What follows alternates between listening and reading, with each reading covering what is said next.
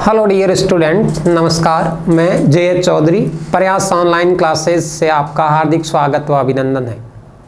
इससे पहले हमने मुग़ल साम्राज्य का पहला पोर्शन पढ़ा था, जिसमें बाबर के बारे में बात की थी कि भारत में मुग़ल साम्राज्य की स्थापना किस रूप में हुई तथा बाबर की क्या भारत में गतिविधियां रही। अब बाबर के उत्तराधिकारी हुमायूं के बारे में हम आज चर्चा करेंगे। तो बाबर की मृत्यु के बाद अगला उत्तराधिकारी हुमायूं शासक बना।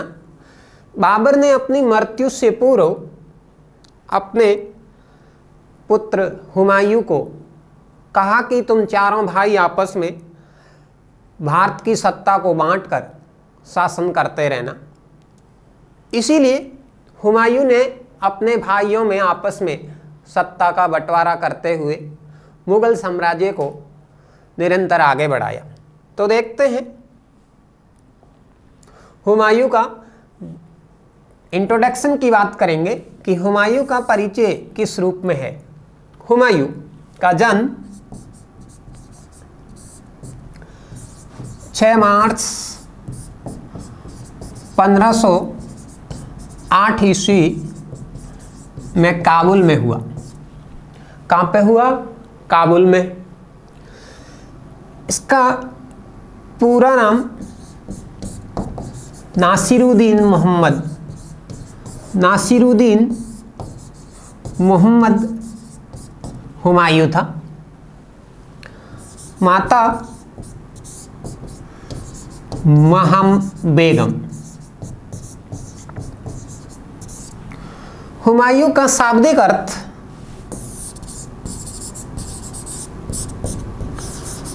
भाग्यवान।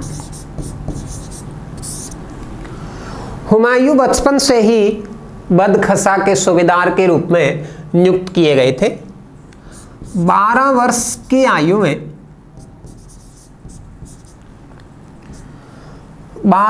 की आयु में हुमायूं को बदखसा का सूबेदार नियुक्त किया तथा सूबेदारी पद पर रहते हुए बाबर के भारत में सभी अभियानों में हुमायूं ने भाग लिया था।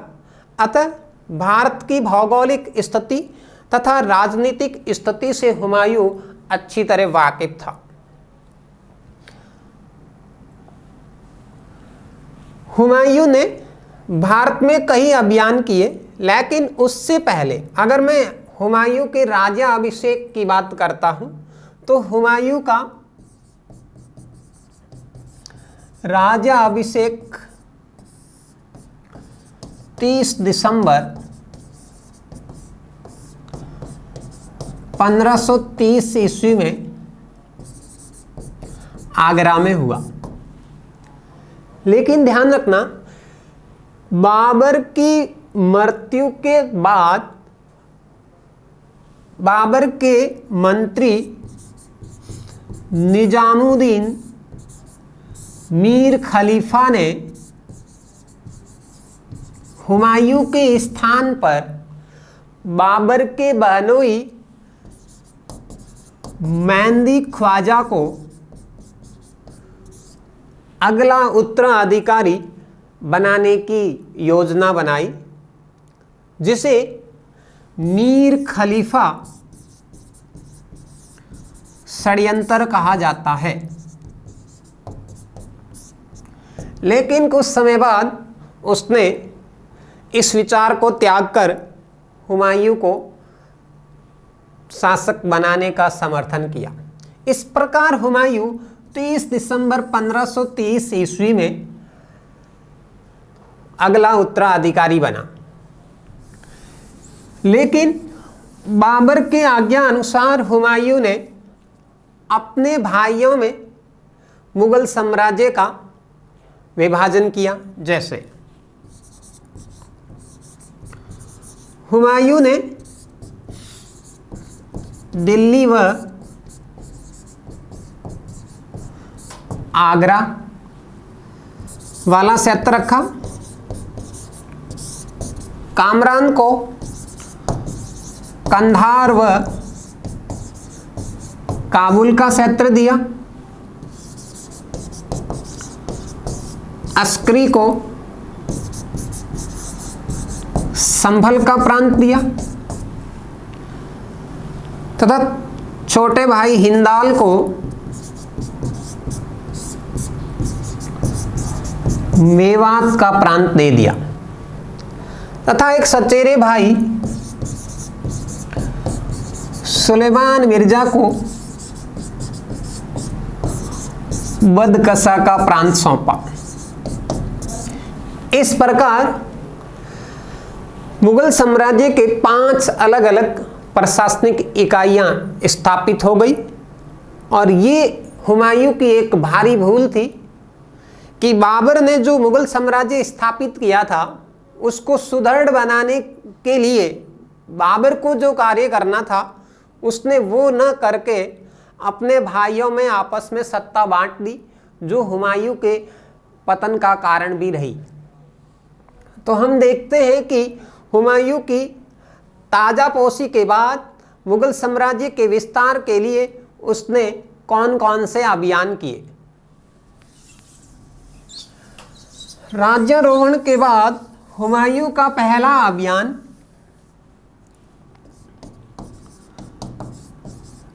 कालिंजर अभियान था।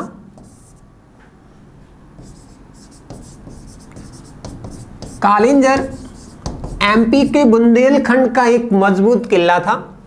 कालिंजर के शासक प्रताप रुद्रदेव को पराजित कर कालिंजर को अपने अधिकार में ले लिया। हुमायूं का दूसरा अभियान दोहरिया का युद्ध, जो यूपी के बाराबंकी जिले में स्थित है। दोहरिया के युद्ध में अफगानों की बढ़ती शक्ति को समाप्त करने हेतु महमूद अफगानों की बढ़ती शक्ति को समाप्त करने हेतु महमूद लोदी को पराजित किया। इसकी अगली कड़ी में हुमायूं का अगला अभियान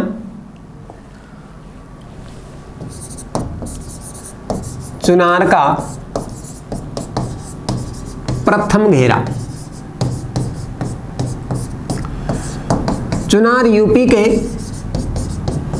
मिर्जापुर के क्षेत्र में है। चुनार के इस घेरे में शेर खां अफगान को पराजित किया, लेकिन शेर खां के साथ संधि कर हुमायूं ने शेर खां के पुत्र कुतुब शाह को अपनी सेवा में रखा तथा शेरशाह को मुक्त कर दिया, जो हुमायूं की दूसरी बड़ी भारी भूल थी। हुमायूं का अगला अभियान गुजरात के शासक बहादुर शाह की शक्ति को रोकने के हेतु मंसूर का युद्ध किया, जो 1535 ईस्वी में लड़ा गया। मंसूर के युद्ध में गुजरात के बहादुर शाह को पराजित किया, लेकिन कुछ समय बाद बहादुर शाह ने पुर्तगालियों के सहयोग से गुजरात को पुनः प्राप्त कर लिया। अर्थात मैं ये कहूं कि मंसूर के युद्ध में हुमायूं ने बहादुर शाह को पूर्ण रूप से नष्ट न करके उसको छोड़ दिया, जो इसकी तीसरी भूल मानी जाती है। लेकिन पुर्तगालियों के साथ बहादुर शाह ने समझौता कर पुनः गुजरात को प्राप्त किया, लेकिन कुछ ही समय बाद पुर्तगालियों के हाथों ही बहादुर शाह मारा गया। मंसूर विजय के दौरान हुमायूं को मालवा व मांडू का क्षेत्र मिला। नेक्स्ट देखिए, इस विजय के बाद हुमायूं कुछ समय तक मांडू में ही विलासितापूर्ण जीवन जीता रहा तथा अपने प्रतिद्वंदियों की ओर कोई ध्यान नहीं दिया, लेकिन शेर खां की बढ़ती शक्ति को दबाने हेतु उसने चुनार का द्वितीय घेरा 1538 में डाला।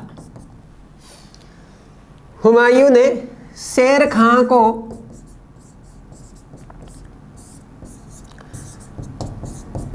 बंगाल विहार के क्षेत्र में पराजित किया तथा शेर खां की राजधानी गौड़ पर अधिकार कर लिया। लेकिन शेर खां ने अपने परिवार को रोहतासगढ़ के दुर्ग में सुरक्षित कर अपनी शक्ति पुनः स्थापित करने का प्रयास किया। हुमायूं ने गौड़ में ही लंबे समय तक डेरा डाले रखा तथा शेर खां की ओर कोई ध्यान नहीं दिया। इस प्रकार शेर खां ने अपनी सेना को पुनः संगठित करके मजबूत किया तथा हुमायूं को पराजित करने की योजना बनाता रहा। अब जब हुमायूं 8 महीने बाद पुणे दिल्ली की ओर प्रस्थान करेगा, उसी दौरान हुमायूं को पराजित करने के लिए सौसा नामक स्थान पर शेर खां ने युद्ध लड़ा। तो देखिए नेक्स्ट, सौसा का युद्ध।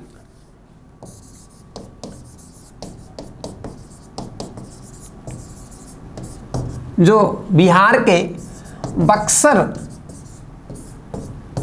में आता है। 1539 ईस्वी में शेर खां ने हुमायूं को गंगा की सहायक नदी करमनासा के किनारे सौसा के युद्ध में पराजित किया। हुमायूं अपनी जान बचाने के खातिर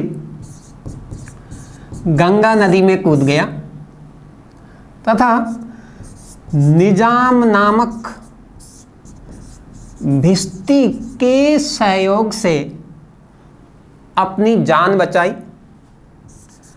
इसी निजाम को हुमायूं ने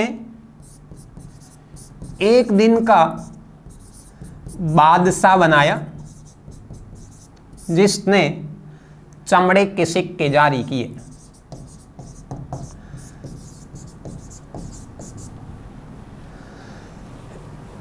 इस विजय के बाद शेर खां ने शेर शाह की उपाधि धारण की तथा हुमायूं को अंतिम रूप से पराजित करने के उद्देश्य से उसका पीछा करता रहा। इस प्रकार हुमायूं को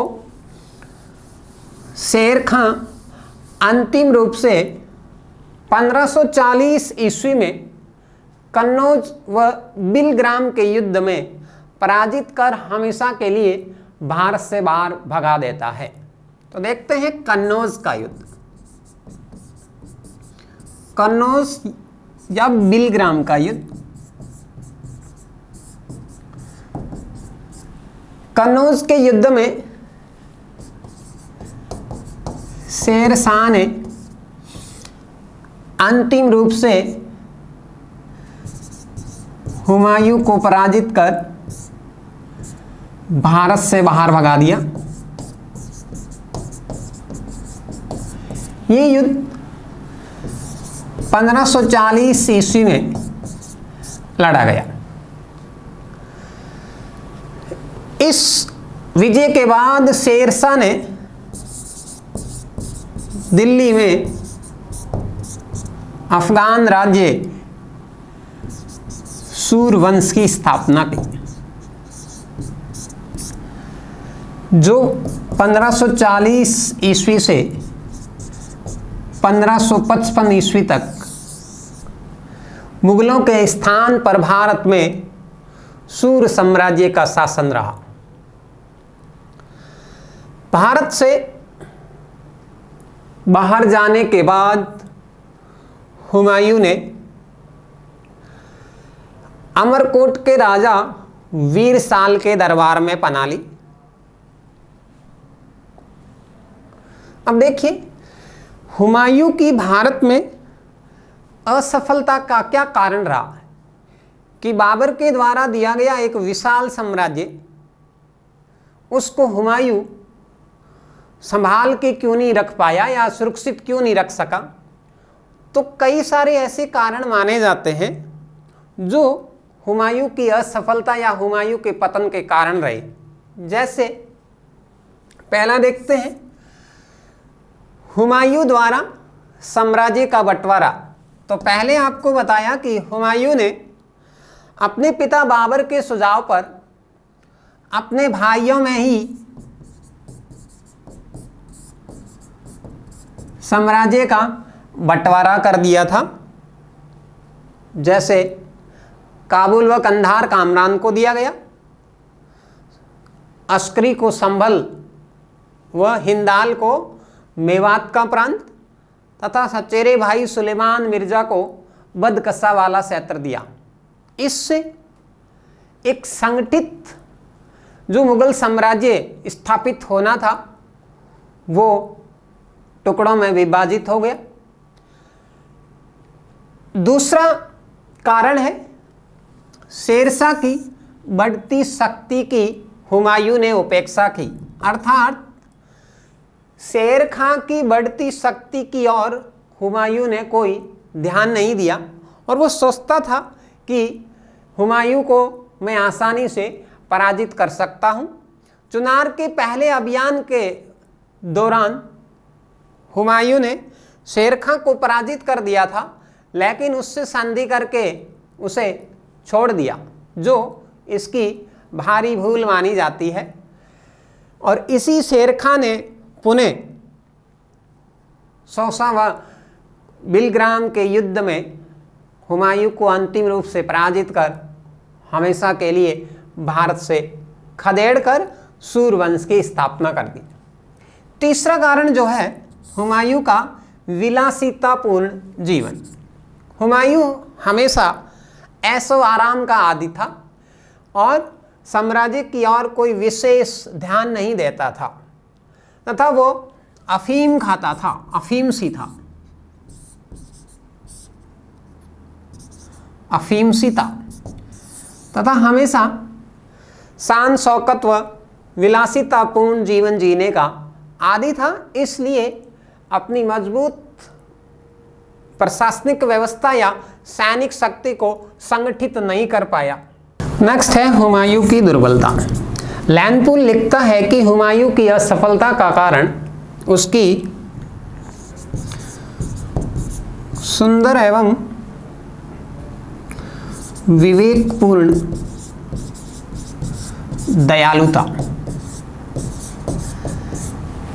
हुमायूं ने शौशक के युद्ध में अपनी सेना का सिर नीचे स्थान पर बनाया, जिससे उसको हार का सामना करना पड़ा। इससे हुमायूं को सबक लेना चाहिए था, लेकिन उसने कन्नौज के युद्ध में भी यही गलती की और सेना के सिर का स्थान नीचे रखा और हुमायूं को अंतिम रूप से पराजित होना पड़ा।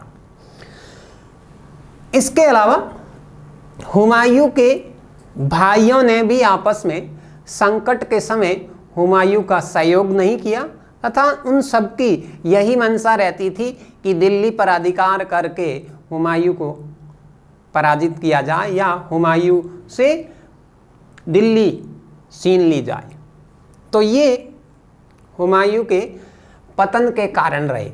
अब जब हुमायूं पराजित होने के बाद भारत से बाहर जा रहा है, तब उसका निर्वाचित काल कैसा रहा? निर्वासन के समय हुमायूं ने 15 साल कैसे बिताए, आइए देखते हैं, उस पर चर्चा करेंगे। हुमायूं का निष्कासित जीवन। तो भारत से बाहर जाते समय हुमायूं ने 29 अगस्त 1541 ईस्वी में हिंदाल के आध्यात्मिक गुरु मियां मीर की पुत्री हमीदा बानो बेगम के साथ निकाह किया तथा अमरकोट के हिंदू राजा वीर साल के दरबार में पनाह ली। यहीं पर 15 अक्टूबर 1542 में अकबर जैसा महान पुत्र पैदा हुआ। 1544 ईस्वी में हुमायूं ईरान के शासक तहमास्प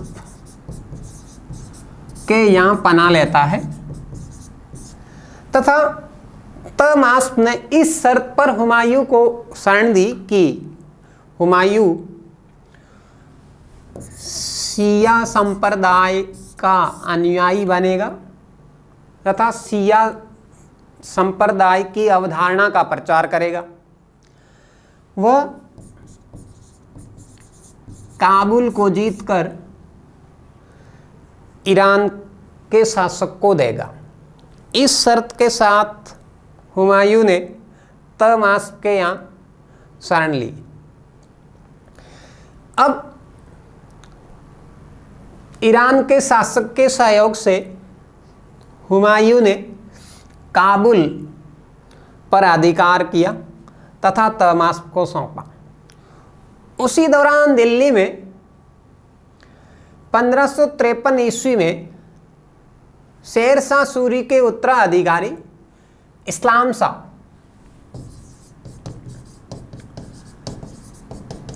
शाह की मृत्यु हो गई तो सूरवंश का साम्राज्य विघटित होने लगा।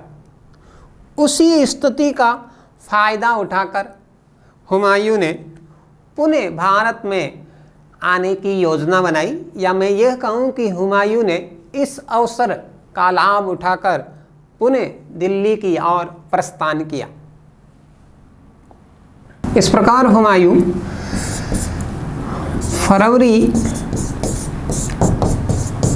1555 ईस्वी में पेशावर व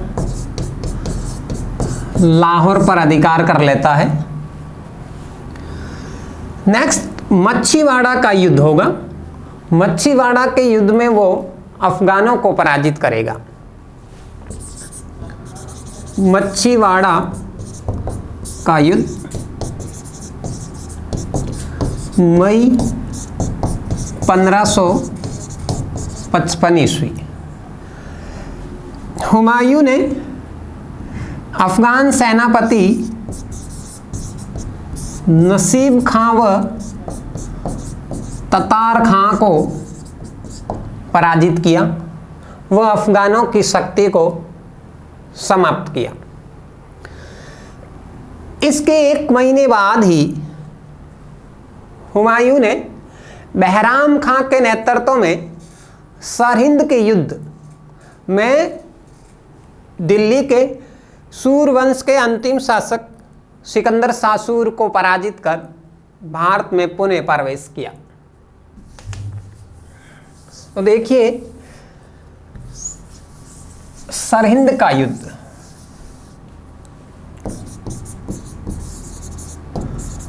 सरहिंद के युद्ध में हुमायूं के सेनापति बैराम खां के नेतृत्व में सूरवंश के अंतिम शासक सिकंदर सासूर को पराजित किया। वह हुमायूं भारत में पुनः प्रवेश करता है। ये युद्ध पराजित किया तथा भारत में प्रवेश करता है। ये युद्ध जून 1555 ईस्वी में लड़ा गया। इस विजय के बाद 23 जुलाई 1555 ईस्वी में हुमायूं ने दिल्ली की गद्दी को पुनः संभाला, लेकिन ये अल्पकालीन विजय रही इसकी। 24 जनवरी 1556 ईस्वी में हुमायूं दिल्ली के दीन पना की सीढ़ियां चढ़ते हुए शेर मंडल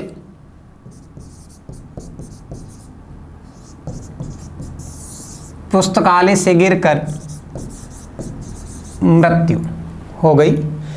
हुमायूं की मृत्यु पर लैनपोल ने कहा कि हुमायूं का अर्थ होता है भाग्यवान, लेकिन ये अभागा इंसान था। जिंदगी भर ठोकरें खाता रहा और ठोकर खाते खाते ही मर गया। इस प्रकार हुमायूं की 1556 में मृत्यु हो गई। अब हुमायूं का मकबरा, मृत्यु 1556 ईस्वी। हुमायूं का मकबरा दिल्ली में। हुमायूं का मकबरा हाजी बेगम या बेगा बेगम के द्वारा बनाया गया, जो अकबर की सौतोली मां थी। और हुमायूं का मकबरा अकबर के काल में बनने वाली दिल्ली की पहली इमारत मानी जाती है। ये ईरानी या फारसी शैली कह सकते हैं, ईरानी शैली में निर्मित किया गया। इसका वास्तुकार मीरक मिर्जा गयास था, जो फारस का निवासी था। ये भारत का ऐसा पहला मकबरा जो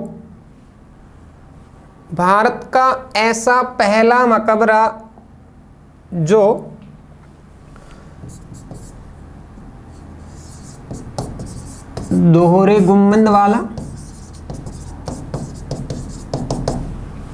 जैसे गुंबदों का प्रयोग हुआ है, दोहरे गुंबद तथा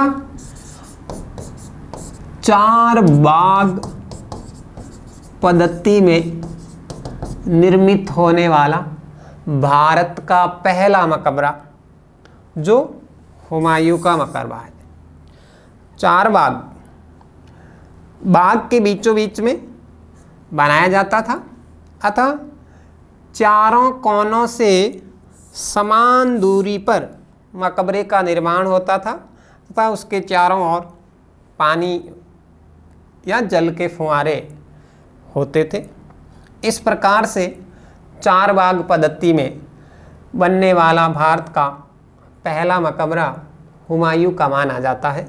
जबकि अगर आपसे कहें कि बाग में बनने वाला भारत में पहला मकबरा, तो बाग में बनने वाला पहला मकबरा सिकंदर लोदी का था, जबकि 4 बाग पद्धति में बनने वाला पहला मकबरा हुमायूं का मकबरा होगा। इसी हुमायूं के मकबरे से ही प्रेरित होकर शाहजहां ने आगे ताजमहल का निर्माण करवाया था। हुमायूं के मकबरे को ही ताजमहल का पूर्वगामी कहा जाता है। इसके अलावा ये पूछा जाता है कि वो कौन सा मुगल शासक था जिसका भारत में 2 अलग अलग समय में शासन रहा, तो वो हुमायूं ही होगा। इसका पहला कार्यकाल 1530 से 1540, जबकि नेक्स्ट कार्यकाल मात्र 6 महीने जुलाई 1555 से जनवरी 1556 तक रहा। अबुल फजल ने हुमायूं को इंसान ए कामिल की संज्ञा दी। इंसान ए कामिल की संज्ञा दी। हुमायूं ज्योतिष में बहुत विश्वास रखता था। वो 7 ही दिन अलग अलग रंग के कपड़े पहनता था। इसके अलावा हुमायूं के काल में ही भारत में मुगल चित्रकारी की शुरुआत हुई। जब वो फारस से वापस भारत आता है उस समय अपने साथ में 2 चित्रकार लेके आया था। अतः इसका विस्तृत वर्णन हम आगे जब मुगलकालीन चित्रकला पढ़ेंगे उस समय डिटेल से बात करेंगे। इसके अलावा हुमायूं के बहन गुलबदन बेगम के द्वारा अकबर के कहने पर हुमायूंनामा ग्रंथ लिखा गया, जिसमें बाबर से लगाकर अकबर तक की संपूर्ण घटनाओं का उल्लेख मिलता है, जिसमें बाबर की मृत्यु तथा हुमायूं के जीवन संबंधित संपूर्ण घटनाओं की जानकारी मिलती है। आज इतना ही। नेक्स्ट क्लास में हम अकबर के बारे में चर्चा करेंगे। धन्यवाद।